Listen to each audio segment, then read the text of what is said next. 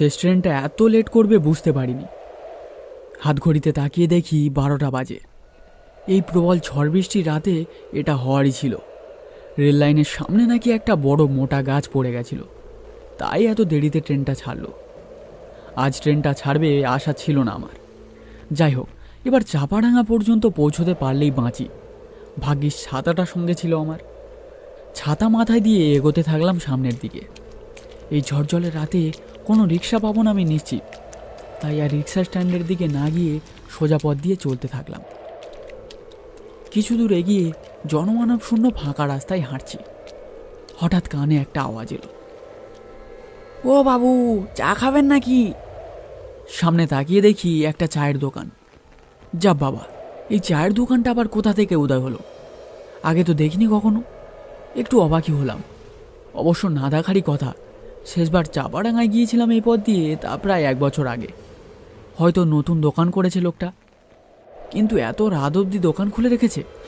কোনো খরিদ্দার নেই, খরিদ্দার তো দূরের কথা, কোনো জনমানব পর্যন্ত নেই।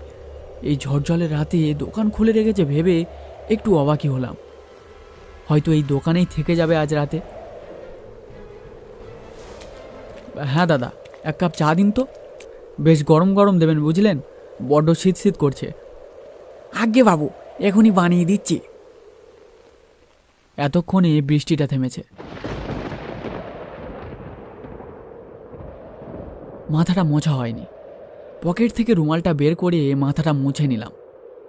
আমার আবার সর্দির ধার, মাথায় জল বসলেই বেদম কাশি শুরু হবে। এই নেন বাবু আপনার চা।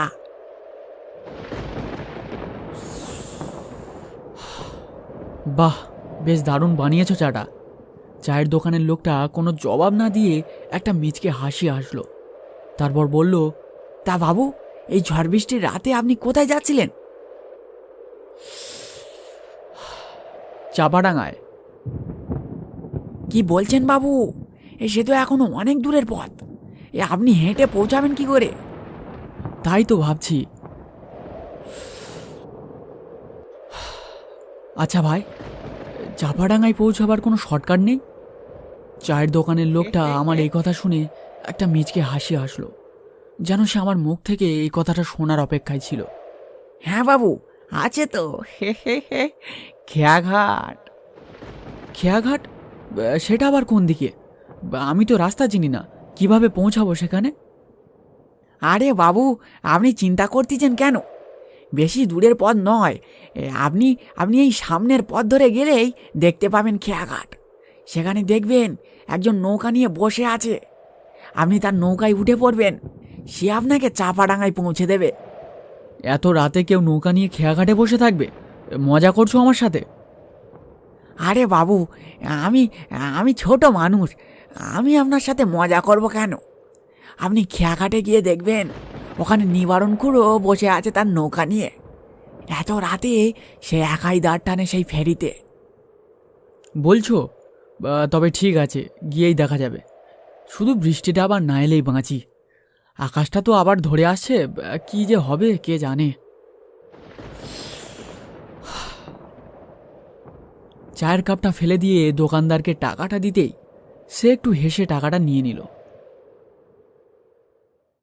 তাহলে চলি আমি, বুঝলেন? আর দেরি করা ঠিক হবে না। চা বিক্রেতা লোকটি সম্মতিসূচক মাথা নাড়ল। আমি জোরে পা চালিয়ে সামনের দিকে এগোতে থাকলাম।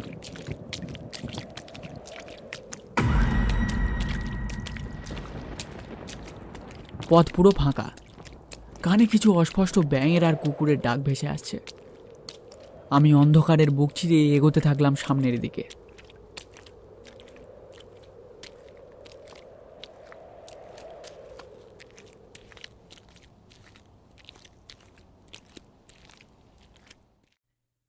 কিছু দূর এগিয়ে দেখি সামনেই একটা ঘাট। ঘাটের একদম সামনেই একজন তার নৌকা নিয়ে বসে আছে। এটাই হয়তো সেই খেয়াঘাট। আমি একটু উচ্চস্বরে ডেকে বলি, ও মাঝি ভাই, চাপাডাঙ্গায় যাবে নাকি? হ্যাঁ বাবু, নৌকাতে উঠে আসুন। আমার মনে হলো লোকটি যেন আমার অপেক্ষাতেই বসেছিল এতক্ষণ। হঠাৎ আমার ঠিক পাশ থেকে একটা কুকুরের ডাক শোনা গেল। তাকিয়ে দেখি একটা কালো কুকুর ডেকে চলেছে। কুকুরটার দৃষ্টি ঠিক আমার দিকে, সে যেন আমায় কিছু বোঝানোর চেষ্টা করছে।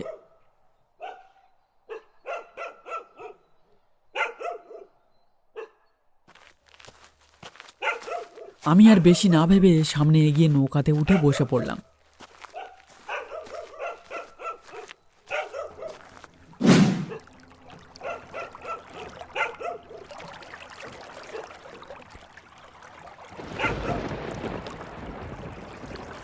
নৌকার মাঝিটা আর একটা চোখের মনি নেই, সেটা এখনই নজরে পড়ল।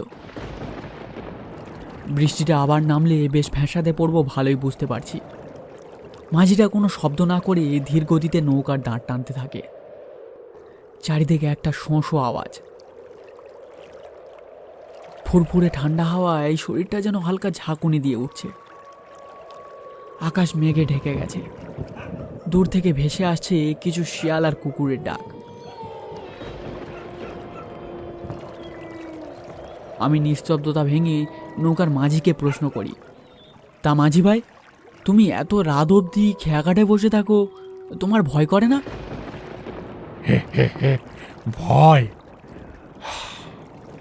ভয় আমাকে গ্রাস করে ফেলেছে বাবু। এখন আর ভয় করে না। মানে ঠিক বুঝলাম না তোমার কথা। আর বুঝে কি হবে বাবু, জীবনটা কেটে গেল এই নৌকা চালিয়ে।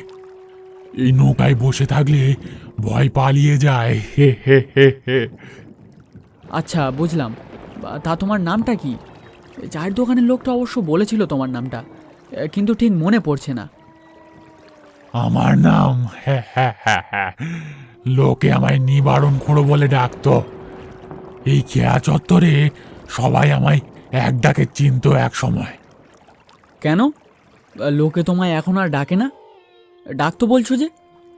ও আপনি বুঝবেন না বাবু, এসব কি আর এই তুচ্ছ মানুষের হাতে আছে?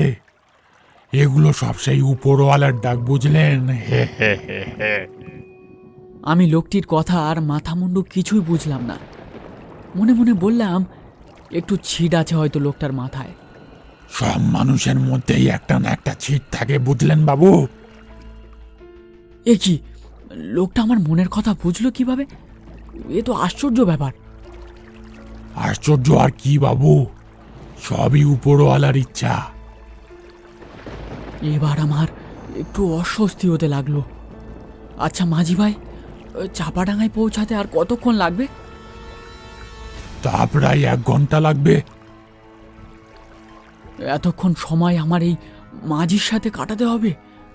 লোকটার মতলব আমার একদম ভালো ঠেকছে না। মতলব আমাদের মতো গরিবদের থাকে না বাবু, ওসব শহরের লোকেদের থাকে। ছেলেটা কি দোষ করেছিল? একটা সাদাসিধে ছেলে, তার দোকান ছিনিয়ে তাকে মেরে ফেললো ওই আপনাদের শহরের লোক। কার কথা বলছো তুমি? কে কে কাকে মেরেছে? আপনি যার থেকে আর চা খেলেন তার কথা বলছি গো বাবু, ফটিক। ছেলেটা বড্ড ভালো ছেলে ছিল। আপনাদের শহরের এক খারাপ লোকের নজরে পড়ল, ওর দোকানটা মেরে ছিনিয়ে নিল। দোকানটা গো বাবু, মেরে ছিনিয়ে নিল। কি আজে বাজে বকছো বলো তো? একটা জ্যান্ত মানুষকে মেরে ফেলছো? আমি দিব্যি চা খেলাম, ওই কি নাম, হ্যাঁ ওই ফটিক ছেলেটার থেকে, আর তুমি বলছো ও মৃত? আজব লোক হে তুমি। নিয়তি গো বাবু, নিয়তি।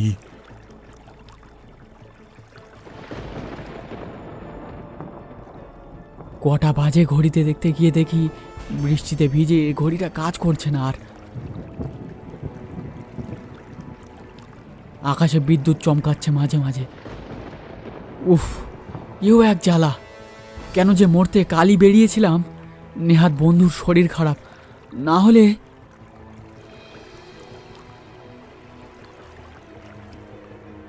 বাবু, মনে হচ্ছে আবার বৃষ্টি শুরু হবে এখুনি। বৃষ্টিটা শুরু হলে নৌকা চালানো যাবে না, সামনে বড় নদী পড়বে।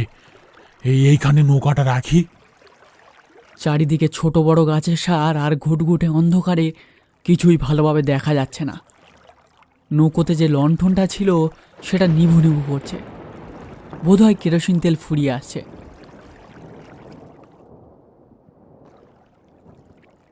হালকা ঘুম ঘুম পাচ্ছিল, তাই ভাবলাম একটু চোখ বুজলে ক্ষতি কি।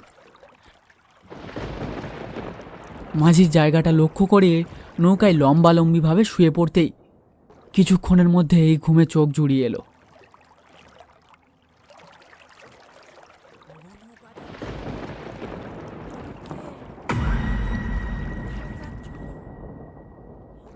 কতক্ষণ ঘুমিয়েছিলাম জানি না, হঠাৎ কানে একটা অস্পষ্ট শব্দ পেলাম, মনে হলো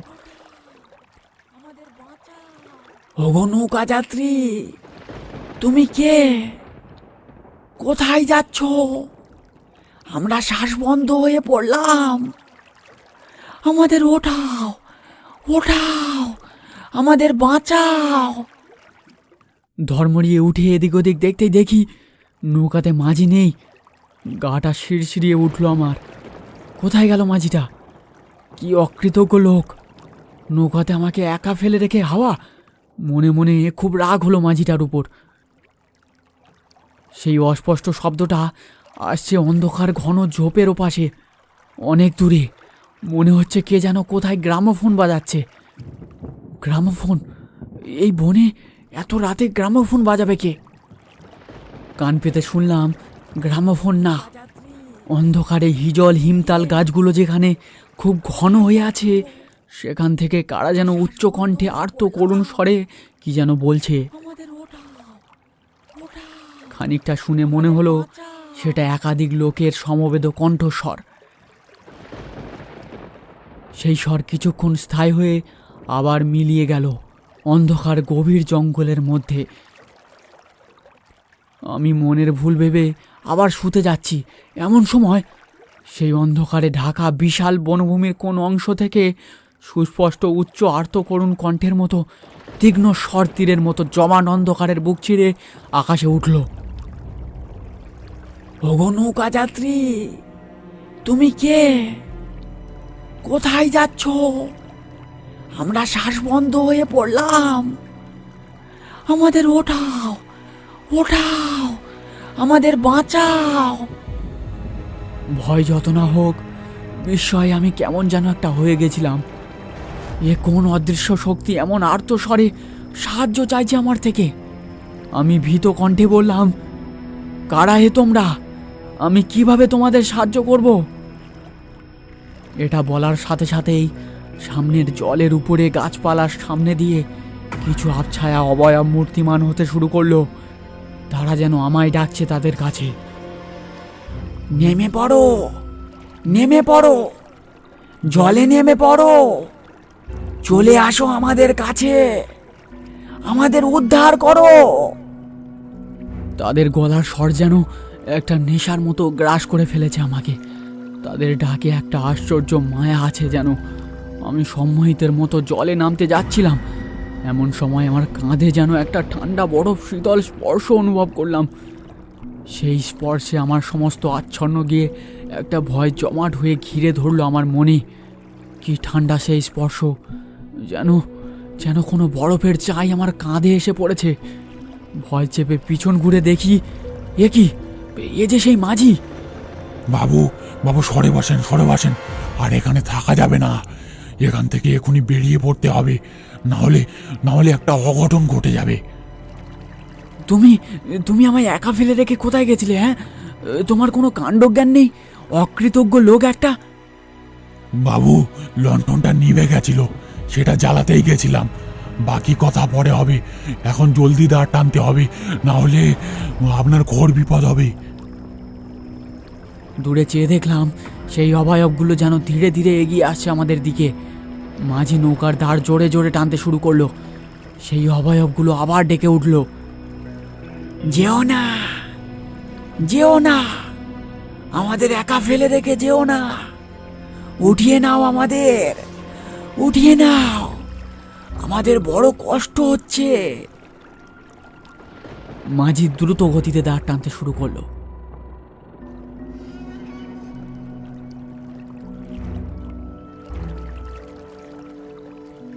একসময় আমরা সেই বনভূমি ছাড়িয়ে বড় নদীতে এসে পৌঁছালাম। ওগুলো ওগুলো কারা ছিল জানো? নিশি গো বাবু, নিশি। ওরাও নৌকো চালাতো, ঠিক ওই জঙ্গলের খালে এক ঝড় বৃষ্টির রাতে ওরা নৌকো শুদ্ধ তলিয়ে যায় নদীতে। সেখান থেকেই ওখানে থাকে ওরা, আর ডাকে সবাইকে ওদের কাছে। যে ভুল করে ওদের ফাঁদে পড়ে যায় সে আর বেঁচে ফেরে না গো বাবু, সে আর বেঁচে ফেরে না। তাহলে তাহলে আমরা ফিরলাম কিভাবে ওখান থেকে? সবই উপরওয়ালার ইচ্ছা। তুমি তুমি ওই ঘুটঘুটে অন্ধকারে কিভাবে আর কোথায় লন্ঠনটা জ্বালাতে গেছিলে? ওসব কথা থাক বাবু। কি বলেন তো বাবু? মায়া, মায়া, নৌকো চালানোর একটা মায়া, ও আপনি বুঝবেননি। মাঝিটা কি বলছে আমি তার মাথা মুন্ডু কিছুই বুঝতে পারছি না। জানেন বাবু, আমিও আমিও এই নদীতে বরাবর নৌকো চালাতাম, কিন্তু কিন্তু আমার মাথায় কি চাপলো সেদিন ওই দিকে গেলাম। তারপর সে কি ঝড়, সে কি বৃষ্টি। নদীর বুকে একটা জলের ঘূর্ণি দেখতে পেলাম। মুহূর্তের মধ্যে সেই ঘূর্ণি টেনে নিল আমার নৌকোটারে। সব তলিয়ে গেল বাবু, সব তলিয়ে গেল।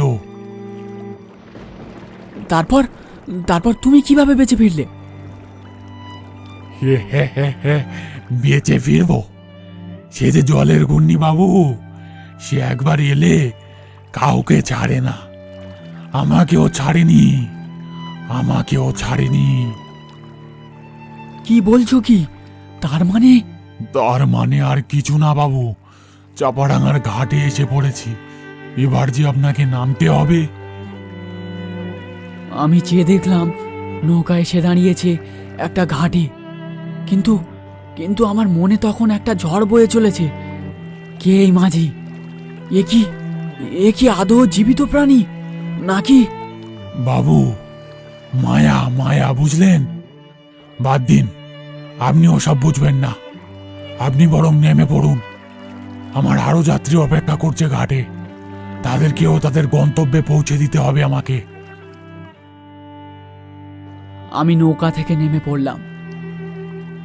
চোখে পড়ল নদীর উপর থেকে সূর্য উঠছে। নিবারণ মাঝি তার নৌকার দাঁড় টানতে শুরু করলো।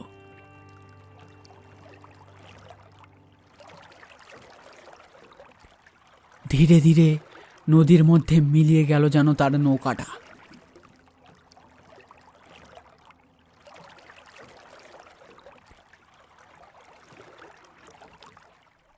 শেষ হলো আজকের গল্পটি। গল্পটি ভালো লাগলে একটা লাইক দিয়ে দিও, আর চ্যানেলটাকে সাবস্ক্রাইব করে দিও। আর আগের গল্পের মতো এই গল্পেও থাকছে একটা প্রশ্ন। প্রশ্নটির সঠিক উত্তর তোমরা কমেন্ট করে জানিয়ে দিও। এই গল্পের প্রথমে যে ট্রেন লেট হওয়ার কথাটা বলা হয়েছে, ট্রেনটা লেট হওয়ার কারণ কি ছিল সেটা তোমরা কমেন্ট করে জানিয়ে দিও। আমি উত্তরের অপেক্ষায় থাকবো।